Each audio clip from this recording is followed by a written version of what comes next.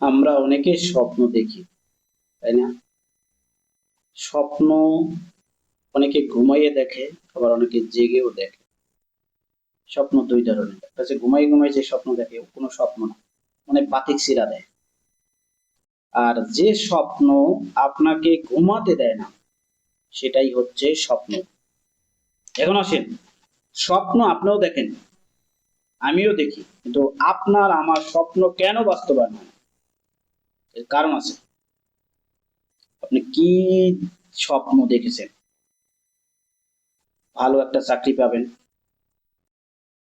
একটা বাড়ির মালিক হতে চান, কিছু টাকার মালিক হতে চান, একটা গাড়ির মালিক হতে চান, তাই না? এটাকে আপনার ভিজুয়ালাইজেশন করতে হবে। ভিজুয়ালাইজেশন বুঝেন? ভিজুয়ালাইজেশনটা হচ্ছে, এটা আপনাকে কল্পনা করতে হবে। আপনি হাতের কাছেই গাড়িটা পেয়ে গেছেন, গাড়িতে উঠতেছেন, গাড়ির ড্রাইভার আছে। আপনি অনেক টাকার মালিক হতে চান। কত টাকার মালিক হতে চান? ধরুন 2 লাখ। এই 2 লাখ টাকা আপনি কল্পনায় হাতে ধরেন, এমনটা ভাবেন টাকাটা আপনি হাতে পেয়ে গেছেন। এবার আসেন, এই টাকাটা পাওয়ার জন্য, এই গাড়িটা পাওয়ার জন্য, এই বাড়িটা পাওয়ার জন্য আপনাকে পরিকল্পনা করতে হবে।